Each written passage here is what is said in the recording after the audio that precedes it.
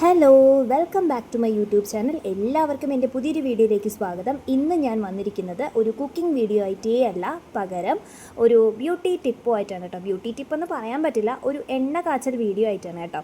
അതായത് എൻ്റെ മുത്തശ്ശിയൊക്കെ പാരമ്പരികമായിട്ട് കാച്ചിക്കൊണ്ടിരുന്ന ഒരു എണ്ണയുടെ ഉണ്ടാക്കുന്ന രീതിയാണ് ഞാൻ കാണിക്കുന്നത്. ആയുർവേദ പച്ചമരുന്നുകൾ കൊണ്ട് ഉണ്ടാക്കുന്ന എണ്ണയായതുകൊണ്ട് തന്നെ പലവിധ അസുഖങ്ങളും ഇത് കുറയ്ക്കുന്നു, വരാതിരിക്കുകയും ചെയ്യുന്നു കേട്ടോ. ഉദാഹരണം പനി, ജലദോഷം, നീരിറക്കം, തലവേദന, ഇങ്ങനെയുള്ള അസുഖങ്ങൾ ഈ ഒരു എണ്ണ ഉപയോഗിച്ച് കഴിഞ്ഞാൽ മാറുന്നുണ്ട്.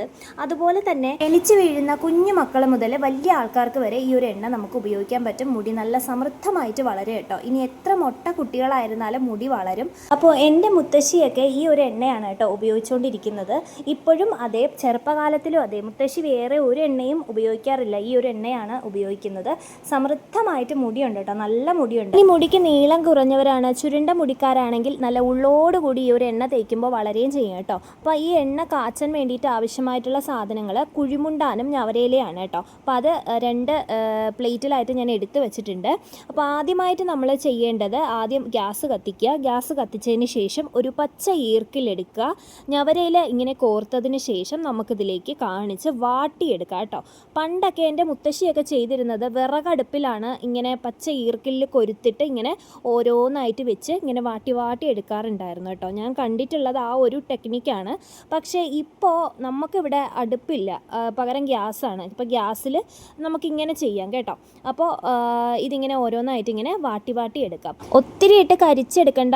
ഈ ഒരു പരുവാകുമ്പോഴത്തേക്കും നമുക്കത് എടുത്ത് മാറ്റി വയ്ക്കാം. ഇതുപോലെ കുഴിമുണ്ടാൻ്റെ ഇലയും പച്ച ഈർക്കിലിൽ കൊരുത്തിട്ട് ഇതുപോലെ വാട്ടിയെടുക്കാം കേട്ടോ. പച്ച ഈർക്കിലൊക്കെ കൊരുത്തെടുത്ത് ഇങ്ങനെ വാട്ടിയെടുക്കാൻ കുറച്ച് പാടാണ്. എന്നാലും ആ പച്ച ഈർക്കിലിൽ കൊരുത്ത് ഇങ്ങനെ വാട്ടിയെടുക്കുമ്പോൾ അതിൻ്റേതായിട്ടുള്ളൊരു ഔഷധ ഗുണം നമുക്ക് കിട്ടുമെന്ന് കൂട്ടിക്കോളൂ. അപ്പോൾ അങ്ങനെ തന്നെ ചെയ്യാൻ ശ്രദ്ധിക്കുക. അപ്പോൾ കണ്ടില്ലേ, കുഴിമുണ്ടാൻ്റെ ഇലയാണ് കേട്ടോ. കനലിൽ എടുക്കുന്നതാണ് ഏറ്റവും നല്ലത്. നിങ്ങളുടെ വീടുകളിൽ അടുപ്പുണ്ടെങ്കിൽ കനലിലിട്ട് ഇങ്ങനെ വാട്ടിയെടുക്കുന്നതാണ് ഏറ്റവും ബെസ്റ്റ് കേട്ടോ.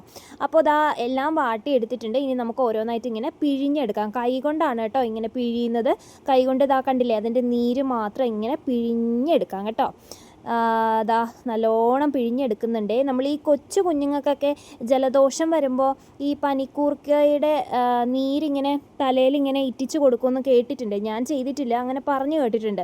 അതുപോലെയാണ് ഇതും. ഇങ്ങനെ പിഴിഞ്ഞ് എടുക്കണം, നല്ലോണം നല്ല രീതിയിൽ പിഴിഞ്ഞെടുക്കണം. ഇത് സിമ്പിളായിട്ട് നമുക്ക് ഉണ്ടാക്കിയെടുക്കാൻ പറ്റുന്നതേ ഉള്ളൂ. പക്ഷെ കുഴിമുണ്ടാനും വേണം, പനിക്കൂർക്കയുടെ ഈ ഒരു ഇലയും വേണം കേട്ടോ. എങ്കിൽ നമുക്ക് സിമ്പിളായിട്ട് ഇത് ഉണ്ടാക്കിയെടുക്കാം.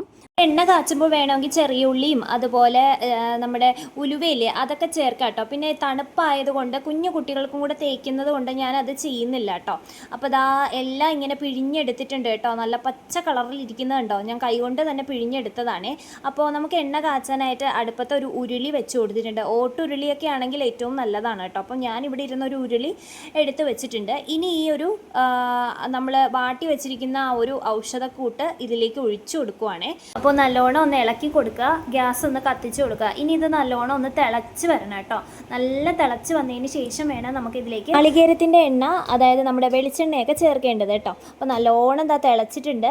അപ്പോൾ നമുക്കിനി ഇതിലേക്ക് ഉലുവയോ അല്ലെങ്കിൽ ചെറിയ ഉള്ളിയോ ഒക്കെ ചേർക്കണമെങ്കിൽ നമ്മൾ ഈ ഒരു ഔഷധക്കൂട്ട് തിളയ്ക്കുന്നതിന് തൊട്ട് മുമ്പായിട്ട് അരച്ചിതിലേക്ക് ചേർക്കുക കേട്ടോ. അപ്പോൾ ഞാൻ കൊച്ചു കുഞ്ഞുങ്ങൾക്ക് ആയിട്ട് തയ്യാറാക്കുന്നത് കൊണ്ട് തന്നെ ഞാനിതൊന്നും അതിൽ ചേർത്ത് കൊടുക്കുന്നില്ല. കാര്യം മുടി വളരാൻ ഉലുവയും ഉള്ളിയും പ്രധാനപ്പെട്ട രണ്ട് ഘടകങ്ങളാണ്. പക്ഷേ കൊച്ചു കുഞ്ഞുങ്ങൾക്ക് തണുപ്പല്ലേ, തലയിൽ ഒരുപാട് തണുപ്പ് തട്ടണ്ടെന്ന് വിചാരിച്ചാണ് കേട്ടോ ഞാൻ അത് ചേർക്കാത്തത്. അപ്പോൾ എൻ്റെ മക്കൾക്ക് ഞാൻ ഇതാണ് സ്ഥിരമായിട്ട് യൂസ് ചെയ്യുന്നത്. അവർക്ക് അങ്ങനെ ജലദോഷമൊന്നും വരാറില്ല. അപ്പോൾ നല്ലോണം തിളച്ചതിന് ശേഷം നാളികേരത്തിൻ്റെ എണ്ണ ഞാൻ ഒഴിച്ചു കൊടുത്തിട്ടുണ്ട്, വെളിച്ചെണ്ണ ഒഴിച്ചു കൊടുത്തിട്ടുണ്ട് കേട്ടോ. ഇനി നല്ലോണം ഒന്ന് കറക്കി യോജിപ്പിച്ചിട്ട് ഇതൊന്ന് തിളച്ച് കുറുക്കി വറ്റിച്ചെടുക്കാം കേട്ടോ നമുക്ക്. അപ്പോൾ നല്ലോണം തിളയ്ക്കുന്നുണ്ട്. ഓട്ടുരുളിയിലൊക്കെ ചെയ്യുന്നതാണ് കേട്ടോ ഏറ്റവും നല്ലത്. ഞാനിവിടെ ഇരുന്ന് ഒരു ഉരുളിയിൽ ചെയ്തു എന്നേ ഉള്ളൂ കേട്ടോ. അപ്പോൾ നിങ്ങൾ ചെയ്യുമ്പോൾ ഓട്ടുരുളിയിലൊക്കെ ചെയ്ത് കഴിഞ്ഞാൽ നല്ലതായിരിക്കും കേട്ടോ. അപ്പോൾ നല്ലോണം തിള വരുന്നുണ്ട് കേട്ടോ. ഇതിനൊരു പരുവം ഉണ്ട് കേട്ടോ.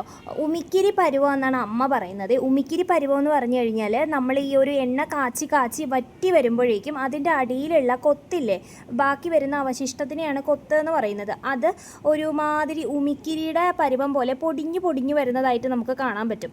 അങ്ങനെ വരുമ്പോൾ എണ്ണ കാച്ചൽ സ്റ്റോപ്പ് ചെയ്യുക. അപ്പോൾ അതിനുശേഷം നമുക്ക് തണുത്തിട്ട് കുപ്പിയിലേക്ക് അടച്ചു വെച്ചിട്ട് നമുക്ക് യൂസ് ചെയ്യാവുന്നതാണ് കേട്ടോ. അപ്പോൾ ആ ഒരു പരുവം ഞാനിവിടെ കാണിച്ചു തരാം. അപ്പോൾ ഈ ഒരു എണ്ണയാണ് എൻ്റെ അമ്മൂമ്മയൊക്കെ വർഷങ്ങളോളം ഉപയോഗിച്ചുകൊണ്ടിരിക്കുന്നത് കേട്ടോ. അവർക്കൊന്നും ജലദോഷമോ പനിയോ അങ്ങനെയുള്ള ഒരു അസുഖങ്ങളും വരാറേയില്ല. ഇതാ കണ്ടില്ലേ, ഇതാ ഉമിക്കിരി പരുവമായിട്ടുണ്ട്. നമുക്കതിങ്ങനെ തൊട്ട് നോക്കുമ്പം അറിയാൻ പറ്റുമേ. അപ്പം തിളച്ച എണ്ണയിൽ കൊണ്ടൊന്ന് കൈയിട്ട് കൊടുക്കരുതേ. ഇങ്ങനെ നോക്കിയിട്ട് ചട്ടുകത്തിൻ്റെ സൈഡിലിരിക്കുന്ന ആ ഒരു ജസ്റ്റ് ഒന്നിങ്ങനെ തൊട്ട് നോക്കിയാൽ മതി കേട്ടോ. ഈ ഒരു എണ്ണയുടെ കളർ തന്നെ കരിമ്പച്ച കളറായിട്ട് മാറിയിട്ടുണ്ട് കേട്ടോ. അവർ തിളച്ച് വന്നപ്പോഴേക്കും ഏകദേശം പരുവായിട്ടുണ്ടെന്നാണ് തോന്നുന്നത്. തൊട്ട് നോക്കുകയാണെങ്കിൽ ഞങ്ങൾ തൊട്ടപ്പോൾ ദാ ഏകദേശം ഉമിക്കിരി പരുവായിട്ടുണ്ട്. ഞാൻ കാണിച്ചു തരാം അതെങ്ങനെയാണെന്നുള്ളത്. കണ്ടില്ലേ, ഇതിനെയാണ് ഉമിക്കിരി പരുവം എന്ന് പറയുന്നത്. കൈകൊണ്ട് ഇങ്ങനെ തൊടുമ്പോൾ ഇങ്ങനെ പൊടിഞ്ഞു വരണം. കണ്ടില്ലേ, ആ ഒരു പരുവമാണ് കേട്ടോ. അപ്പം നമ്മുടെ എണ്ണ ഏകദേശം ആയിട്ടുണ്ട്. ഇനി നമ്മൾ ഓഫ് ചെയ്തിട്ട് തണുത്തതിന് ശേഷം കുപ്പിയിലേക്ക് മാറ്റി എന്നും നമുക്ക് കുളിക്കുന്നതിന് തൊട്ട് മുമ്പായിട്ട് അരമണിക്കൂർ മുമ്പായിട്ട് തേച്ച് പിടിപ്പിക്കുക കേട്ടോ. നല്ല മാറ്റം വരും. ജലദോഷമോ പനിയോ കഫക്കെട്ടോ അങ്ങനെയുള്ള ഒരു അസുഖവും വരില്ല. സമൃദ്ധമായിട്ട് വളരുകയും ചെയ്യും. എൻ്റെ കുഞ്ഞു മക്കൾക്ക് വരെ ഞാൻ ഇതാണ് ഉപയോഗിക്കുന്നത്. അപ്പോൾ എല്ലാവരും ഇതൊന്ന് ഉണ്ടാക്കി പരീക്ഷിച്ച് നോക്കുക. അപ്പോൾ ഇന്നത്തെ വീഡിയോ എല്ലാവർക്കും ഇഷ്ടപ്പെട്ടു എന്ന് വിചാരിക്കുന്നു. ഇഷ്ടപ്പെട്ടെങ്കിൽ ലൈക്ക് ചെയ്യുക, ഷെയർ ചെയ്യുക, സബ്സ്ക്രൈബ് ചെയ്ത് തന്നെ ഒന്ന് സപ്പോർട്ട് ചെയ്യുക. അപ്പോൾ മറ്റൊരു നല്ല വീഡിയോ ആയിട്ട് ഞാൻ വരാം. അതുവരേക്കും ബൈ.